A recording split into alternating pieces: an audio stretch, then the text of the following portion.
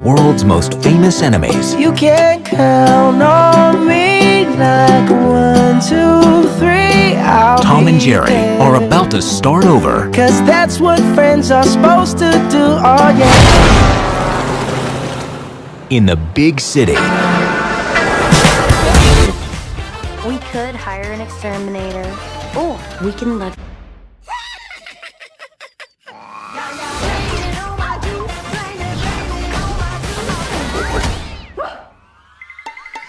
is toast.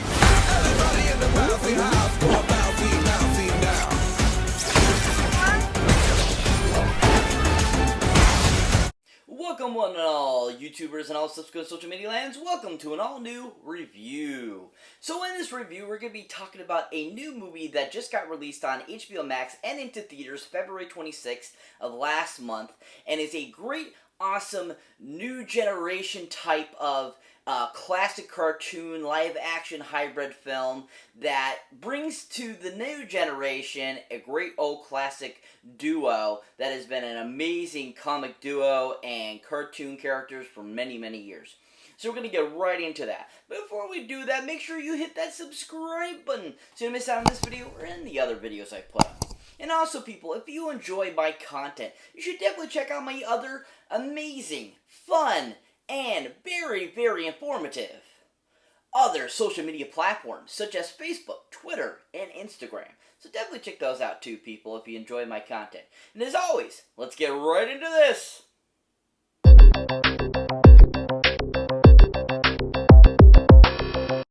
Welcome one and all to an all-new movie review. So in this movie review, we're going to be talking about a film that just got released on February 26th of last month. Now, this film came out in theaters and on HBO Max at the same day, which is really awesome. And that happens to be the film that is called Tom and Jerry. Oh yeah, Tom and Jerry, woo! Oh my god, Tom and Jerry. Such an amazing flick. Really well done, really amazing, and hands down a really fantastic film. Now, for those who are not familiar with the cartoon characters of Tom and Jerry, they are a cartoon duo that debuted back in 1940 as theatrical shorts. So they actually ran 161 theatrical shorts for these characters from 1940 when they debuted to 1958.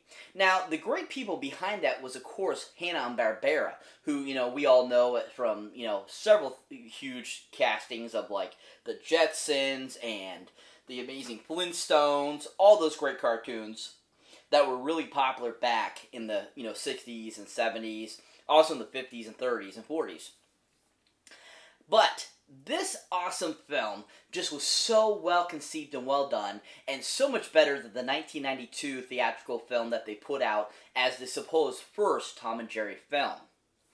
Now, this film is just really well-rounded, had great soundtrack, great everything, the animation was flawless, and even the acting in it was really fun and on point too for the film as well.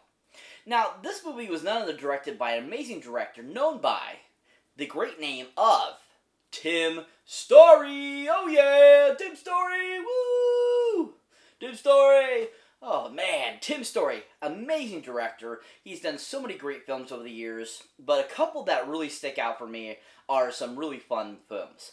Now, the first one I'm going to talk about, of course, is a 2005 film based on a Marvel franchise character that has been huge in the comic books, but really hasn't done well at the box office wise for Marvel before Marvel really became Marvel. And then, of course, is a film called The Fantastic Four. Oh yeah, The Fantastic Four. Ooh, I absolutely love this film. I think it's a really great film. It's so much better than that reboot that they tried to do in 2017, 2018 it was around. And this film was just so well casted. I mean, from, Chris Evans playing the Human Torch, Jessica Alba as the Invisible Girl, Ian Grufford as Mr. Fantastic, and then, of course, the great Ben himself, the Thing, being played by Michael Chiklis. That was a really great casting, and they all worked so well together, and I think these are a really fantastic film. And Tim Story did an amazing job directing it and giving us this really great, first really live-action introduction to the amazing Fantastic Four characters from Marvel. And even though it wasn't a huge box office success, it still was a really well done film. The writing was done well, the CGI work and the cinematography and the costuming was all done very well for its time in 2005, and it just was a really well-rounded film.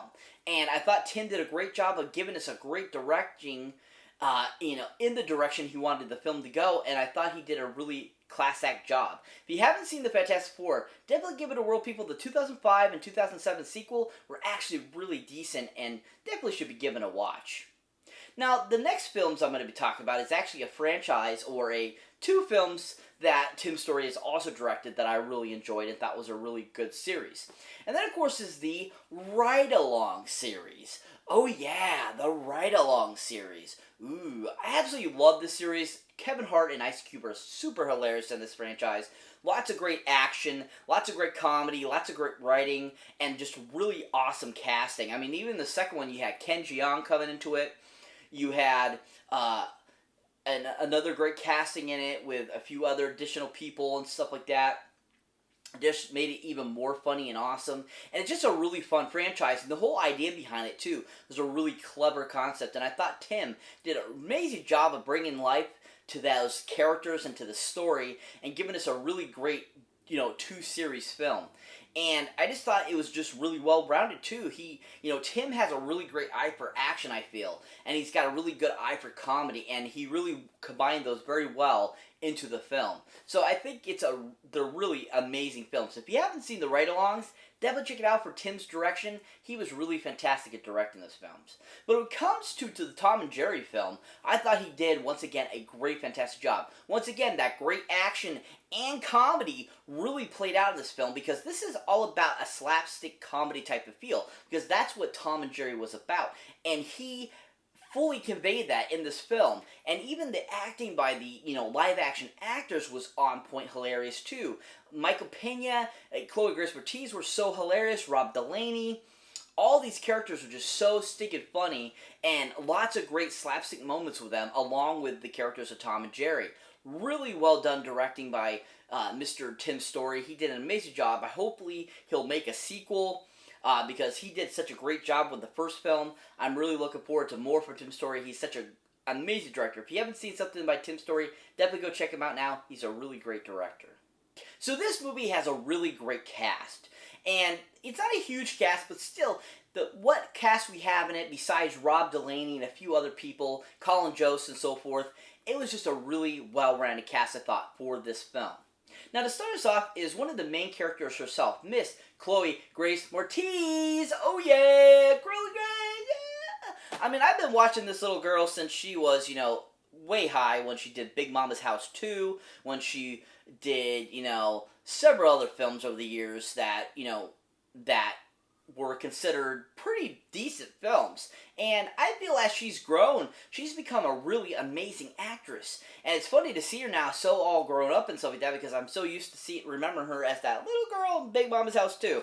So it's funny to see her as so grown up and acting so adultish. But it's great, it's wonderful, and it's fantastic to see her, that she's still acting, and she's doing a really fantastic job. Now, a couple of films I really enjoyed her and thought she was really good in was none other than a great film that came out in 2010 and is based on a Frank Millar comic book. And that, of course, is a film called Kick-Ass. Oh yeah, Kick-Ass. Ooh. Oh my god, this has got to be one of the best frickin' action flicks ever. Between Chloe Grace Moretz's Hit Girl, Nick Cage, Aaron Taylor Johnson, Mark Strong, Christopher Mintz-Plasse, amazing cast that was so beautifully directed, and brought to the big screen that made it so awesome. The action in this film was so fantastic, and Chloe Grace's Hit Girl was so on point, amazing, and fun. And I totally thought she was hilarious. I loved the action sequences. I thought she really kicked butt. She did a really fantastic job. She really brought a great essence to Hit Girl from what the pages of the comic books were, and I just thought she did a really amazing job. If you haven't seen Kick-Ass, definitely check it out, people. It's totally worth the watch. Amazing film. So that brings me to the second film that Chloe Grace Moretz was in that I really enjoyed. Now, this is a sequel to a film that starred Zac Efron and Seth Rogen. And she comes in and plays kind of another main character in an opposite house of the great Seth Rogen.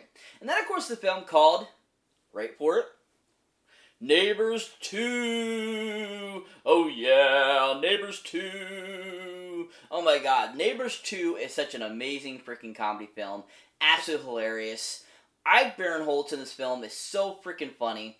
Especially in the scene where he's dressed up like a clown and is making really loud noises to try to draw attention to himself was so freaking hilarious too as well. But Chloe Grace Moretz in this was really fun to watch because she was very different than most of the characters she played. She was very, pompous, very arrogant, very, just like, your normal teenager that thinks she's right about everything and, she can't do no wrong and, she's doing her thing and stuff like that. And it was just fun to see her in a totally different type of role.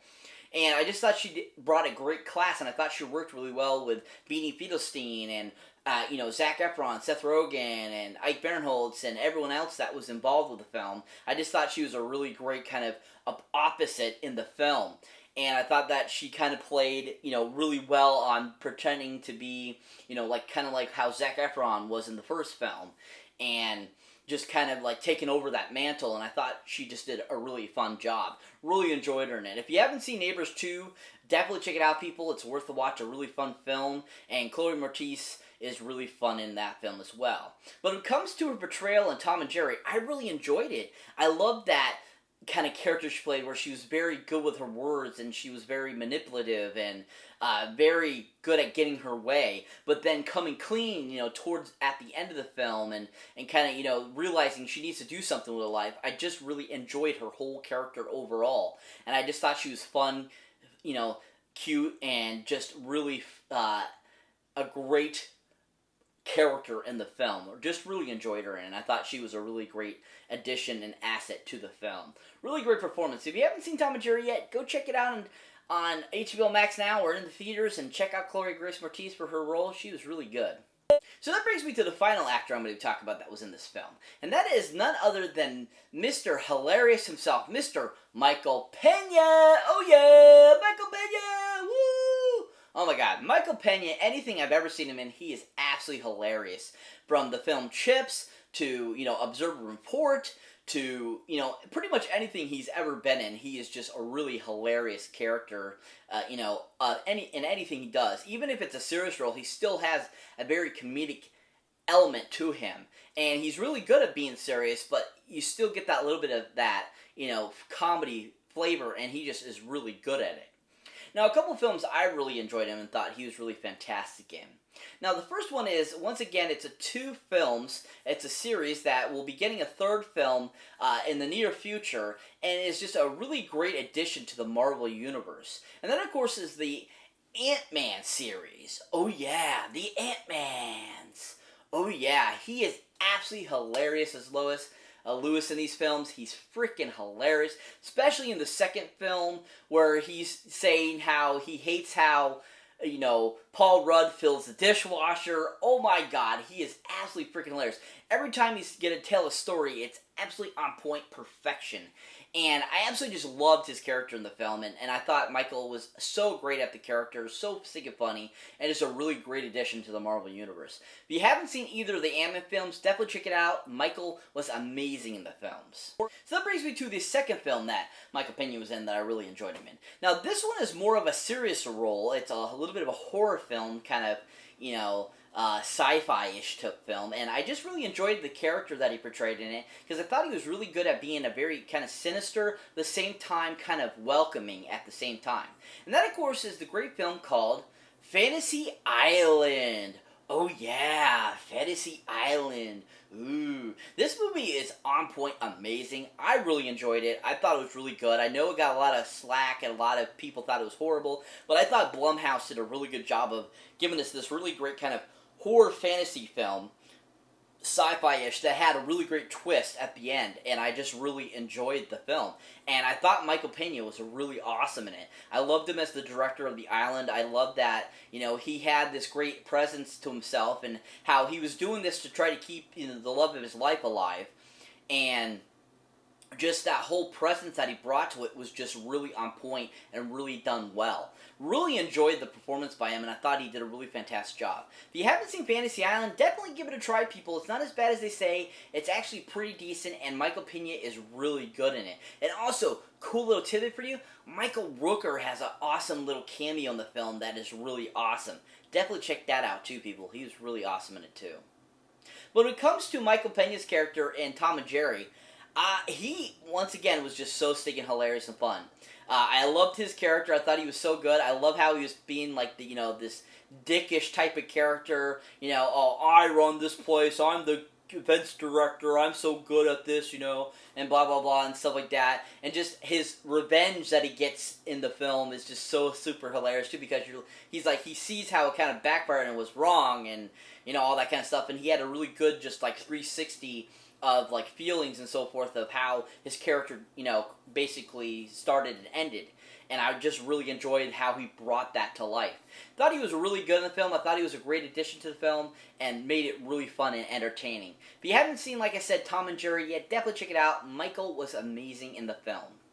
So if you're not familiar with what Tom and Jerry's about, basically what the film is about is Tom and Jerry decide they want to go live at this hotel, basically. And Tom, of course, Jerry wants to live at the hotel. Tom is following Jerry. He follows him there, and he ends up coming across Chloe Grace Moretz's character. And basically what ends up happening is she gets a job there, and then throughout the whole movie, it's about Tom trying to get Jerry and make this giant wedding happen and make it perfect and all that stuff, and to, keep a job, and basically so that Chloe Grace Moretz can basically show that she can do something with her life, too, at the same time. And then, basically, the film comes to a conclusion where, she finally realizes what her calling is, and, Tom and Jerry become friends again and decide, we gotta work together, basically. It's a really great slapstick comedy cartoon film, great reintroduction to the great dynamic duo of Tom and Jerry to the next generation of kids and people. And it's just a really fun, awesome film. Absolutely love this film. I'll give a giant 10 golden movie boxes up on it. I enjoyed everything about it. The music, the cinematography, the animation, the writing, everything about it I thought was on point perfection. So all in all, I think this is a really fantastic film, really well done, really amazing, and just a really well-rounded cartoon, live-action flick, similar to Roger Rabbit, similar to, Space Jam, all those films. I think it's up that alley and being just as good, and I just think it was a really well done film. If you haven't seen it, definitely check it out now. Out in theaters on HBO Max now. Definitely check it out, people. Worth the watch. Well, that's it for this movie review, guys. As always, thank you for watching, thank you for liking. Also, thank you for being a subscriber. And if this is your first time here, or you have been here before, don't forget to check out my links down below about awesome greatness, or any of the older or newer stuff you might not have seen mine yet. And those links down below, people. If you love my content, if you want to show some support, definitely check out my awesome Patreon page where I put up bloopers, outtakes, and all kinds of cool stuff. New projects coming and all that kind of cool stuff. So definitely check that out too, people. And as always, I will catch you in the next one.